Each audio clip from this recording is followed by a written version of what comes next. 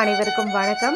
இந்த பதிவில் நம்ம எதை பற்றி பார்க்க போகிறோன்னு தெரிஞ்சுக்கிறதுக்கு முன்னாடி மறக்காமல் நம்ம சேனலை சப்ஸ்கிரைப் பண்ணிக்கோங்க. பக்கத்தில் இருக்கிற பெல் பட்டனையும் கிளிக் பண்ணிவிட்டு ஆளுங்கிற ஆப்ஷன் கொடுத்துட்டிங்கன்னா நான் போடுற வீடியோக்கள் எல்லாமே மிஸ் ஆகாமல் நோட்டிஃபிகேஷனில் வந்துடும். இந்த பதிவு மிக மிக முக்கியமான பதிவு, அனைவரும் தெரிந்து கொள்ள வேண்டிய ஒரு பதிவு. யாருடைய வாழ்க்கையில் தீராத கஷ்டங்கள், கடன்கள், நோய்கள், சில எதிர்மறையான விஷயங்கள் தொடர்ந்து நம்ம வீட்டில் நடந்துக்கிட்டே இருக்குது. ஏதாவது ஒன்று நினச்சி செய்கிறோம், அது நடக்கிற மாதிரி போகுது, ஆனால் கை நழுவி போகுது. இந்த மாதிரிலாம் நினைக்கிறீங்களோ அவங்க எல்லாருமே இந்த ஒரு நாளை பயன்படுத்திக்கிட்டு நான் சொல்லக்கூடிய இந்த ஒரு விஷயத்தை மட்டும் நீங்கள் நிலைவாசலில் செஞ்சுருங்க. கண்டிப்பாக அத்தனை விதமான கஷ்டங்களும் உங்களை விட்டு நீங்கும். இன்னைக்கு ஜனவரி மாதத்தின் 14ஆம் தேதி, மார்கழி மாதத்தின் 30ஆம் தேதி நிறைஞ்ச புதன்கிழமை. பொன் கிடைச்சாலும் புதன் கிடைக்காதுன்னு சொல்லுவாங்க. மேலும் இந்த புதன்கிழமை மகாவிஷ்ணுவுடைய வழிபாட்டுக்கும் அவங்களை அதிபதியாக கொண்ட புதன் பகவான் வழிபாட்டுக்கும் ஏற்ற ஒரு நாளாக கருதப்படுது.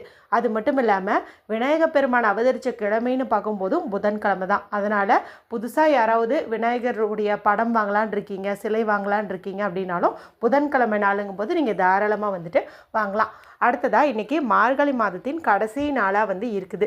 ஒவ்வொரு தமிழ் மாதத்தின் முதல் தேதிக்கு எவ்வளவு முக்கியத்துவம் கொடுக்குறோமோ அதே அளவு முக்கியத்துவத்தை அந்த கடைசி நாளுக்கும் நம்ம கொடுக்கணும். அதுவும் மார்கழி மாதங்கிறதே பெருமாள் வழிபாட்டுக்குன்னு அர்ப்பணிக்கப்பட்ட மாதம் தான். கரெக்டாக பாருங்கள், இன்றைக்கி மகாவிஷ்ணு வழிபாட்டிற்குரிய புதன்கிழமையே இருக்குது. மேலும் தேய்பிறை ஏகாதசி திதி இருக்குது.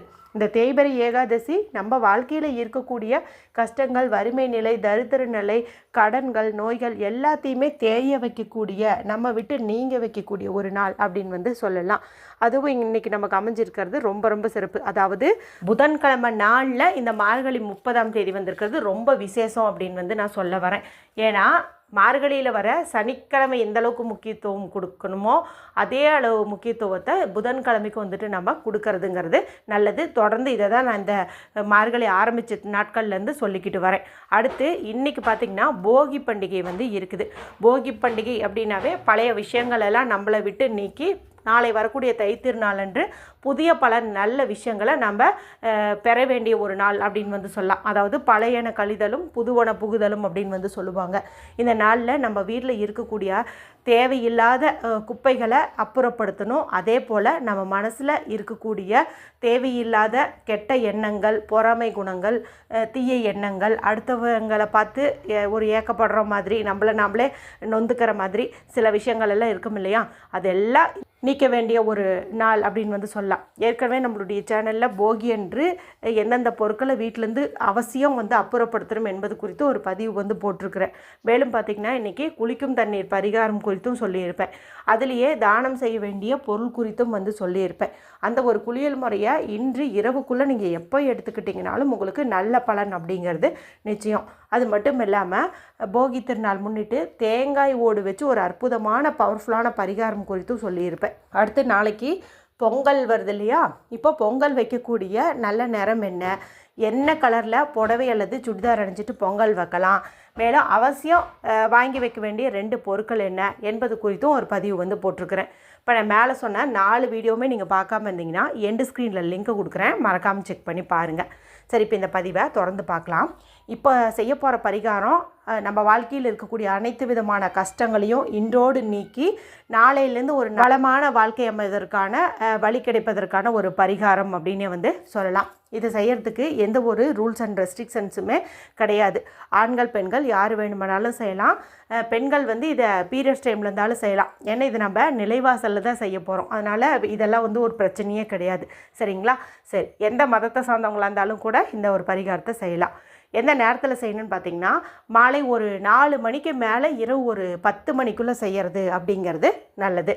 இதுக்கு தேவையான பொருள் என்ன அப்படின்னு பார்த்திங்கன்னா காப்பர், பித்தளை, இந்த மாதிரி ஏதாவது ஒரு பிளேட்டு எடுத்துக்கோங்க. அது இல்லை அப்படின்னா ஏதாவது ஒரு இலை பயன்படுத்துங்க. ஒரு வாழை இலையோ, வெற்றிலையோ, செம்பருத்தி இலையோ, இந்த மாதிரி ஏதாவது ஒரு இலை பயன்படுத்துங்க. எக்காரணத்தை கொண்டும் சில்வர் தட்டு இந்த பரிகாரத்துக்கு நீங்கள் பயன்படுத்த வேண்டாம். சரிங்களா?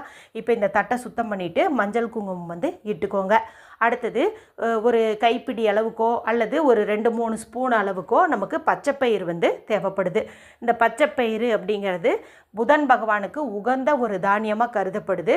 மேலும் இதை நம்ம புதன்கிழமை நாளில் பரிகாரத்துக்கு பயன்படுத்துகிறோம். அப்படிங்கும்போது வீடு மனை தொடர்பான ஏதாவது பிரச்சனைகள் இருக்குது அப்படிங்கும்போது அந்த பிரச்சனைகள் வந்து நீங்கும்.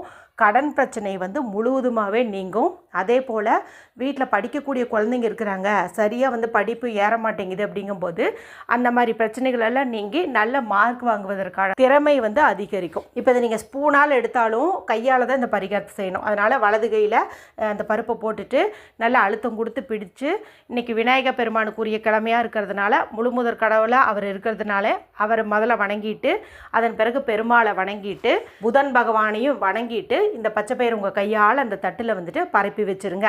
அடுத்தது ஒரு அருகம்புல் கிடச்சிச்சு அப்படின்னா நீங்கள் அதை எடுத்துக்கலாம். ஒரு 2 அருகம்புல் கிடச்சிச்சு அப்படின்னா கூட ஓகே தான். கிடைக்கலினா விட்டுருங்க, கிடைச்சா வந்து பயன்படுத்துங்க. இதை தண்ணியில் வந்து அலசிட்டு அதன் பிறகு இந்த பச்சைப்பயிருக்கு மேலே வந்து வச்சுருங்க. அடுத்தது ஒரு 5 ரூபாய் காசு வந்து எடுத்துக்கோங்க. பணம் தான் பணத்தை ஈர்க்கும் அப்படிங்கிறதுக்காக தான் நம்ம இந்த காசு எடுத்துக்கிறோம். மேலும் இது குபேரருக்கு உரிய ஒரு நாணயமாக கருதப்படுது. அது மட்டும் இல்லாமல் புதன் பகவானுக்கு உரிய எண்ணுன்னு பார்க்கும்போது 5.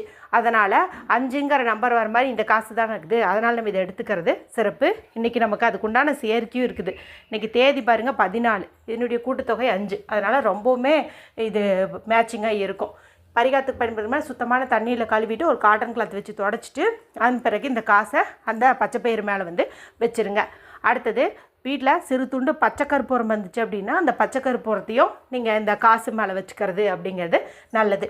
அடுத்தது ஒரு சிறு துண்டு வெல்லமோ அல்லது கருப்பட்டியோ ஏதாவது ஒரு பொருள் வந்து நம்ம எடுத்துக்கணும். எடுத்துட்டு இதையும் வந்து நீங்கள் இந்த பச்சைப்பயிறு மேலேயே வந்து வச்சுருங்க. அடுத்தது ஒரு மண்ணகல் எடுத்து அதை சுத்தம் பண்ணிவிட்டு நல்லெண்ணெய் ஊற்றலாம் அல்லது நெய் ஊற்றலாம், நம்மளுடைய விருப்பம்தான். பஞ்சு திரி போட்டு தீபம் வந்து ஏற்றுங்க. ஏதாவது ஒரு பூக்கள் பக்கத்தில் வைக்கிறது அப்படிங்கிறது நல்லது. இப்போ இந்த தீபத்தை நீங்கள் எடுத்துகிட்டு போயிட்டு நிலைவாசல் படிக்கு வெளியில் வந்து வச்சுருங்க. அந்த இடத்த முன்னாடியே கொஞ்சம் தொடச்சி விட்டுட்டு அங்கே வந்துட்டு நீங்கள் வச்சுருங்க. இந்த தீபச்சுடரானது கிழக்கு அல்லது வடக்கு, ஈஸ்ட் ஃபேஸிங் அல்லது நார்த் ஃபேஸிங் பார்த்த மாதிரி எரியணும். இந்த மாதிரி வந்து ஏற்றி வச்சுடுங்க. அதன் பிறகு இது அப்படியே வந்து விட்டுருங்க. இது வந்து தானாக மலையேறினாலும் பிரச்சனை கிடையாது. இப்போ நாளைக்கு காலையில் பொங்கல் திருநாளாக இருக்கிறதுனால கண்டிப்பாக எல்லோரும் நேரமாகவே எழுந்து குளிச்சுருவீங்க. அந்த மாதிரி குளித்து முடிச்சதுக்கப்புறமா இந்த விளக்கு நீங்கள் எப்பவும் போல் எடுத்து விளக்கேற்றத்துக்கு பயன்படுத்திக்கலாம். அந்த காசு பச்சை கற்பூரம் வச்சோம் இல்லையா, அது கூட அந்த அருகம்புல் வச்சுருந்திங்கன்னா அது இந்த 3ஐயும் எடுத்துகிட்டு போயிட்டு உங்களுடைய பீரோலையோ பர்ஸ்லையோ பணம் வைக்கக்கூடிய இடத்துல வந்து வச்சுக்கோங்க. இந்த பச்சைப்பயிறு வெல்லம் இருக்குது இல்லையா, இதை நீங்கள் எடுத்துகிட்டு போயிட்டு உங்கள் வீட்டுக்கு வெளியில் எங்கேயாவது மரம் செடி கொடி இருந்துச்சுன்னா அதனுடைய வேர் பகுதியில் வந்து போட்டு விட்டுருங்க. இல்லைனா மொட்டை மாடியில் பறவைகள் எல்லாம் வரும் அப்படிங்கும்போது நீங்கள் அங்கே கூட இதை வந்து வச்சிடலாம். நாம் வந்து இந்த தைத்திருநாள், அதாவது இந்த முதல் நாளை நம்ம தான தர்மத்தோடு வந்து ஆரம்பிக்கிறோம் அப்படிங்கும்போதே நம்மளுடைய கஷ்டம், வறுமை நிலை, கர்ம வினை எல்லாமே வந்துட்டு நீங்கள் தொடங்கிடும். அதுவும் நம்ம புதன்கிழமை நாளில் இந்த ஒரு தீபமும் வந்து ஏற்றி வச்சுருக்கிறோம். இது எல்லாமே சேர்த்து நம்மளுடைய வாழ்க்கையை வந்து வளமாக்கும். மேலும் நம்ம ஏற்றிருக்கக்கூடிய அந்த திதி பார்த்திங்கன்னா தேய்பிறை ஏகாதசி, சரிங்களா, ரொம்ப ரொம்ப முக்கியமான ஒரு திதி அப்படின்னு நாள் அப்படின்னு வந்து சொல்லலாம், சரிங்களா. இது எல்லாம் சேர்ந்து தான் இந்த எளிமையான பரிகாரத்தை கூட சக்தி வாய்ந்ததாக மாற்றி உங்கள் வாழ்க்கையில் இருக்கக்கூடிய கஷ்டங்களை வந்து நீக்க போகுது. எல்லாருமே நம்பிக்கையோடு செஞ்சு பலனடையுங்க. வீடியோ பிடிச்சிருந்தால் மற்றவங்களோடையும் ஷேர் பண்ணுங்கள், லைக் பண்ணுங்கள். மற்றும் ஒரு பயனுள்ள பதிவில் உங்களை சந்திக்கிறேன். நன்றி, வணக்கம்.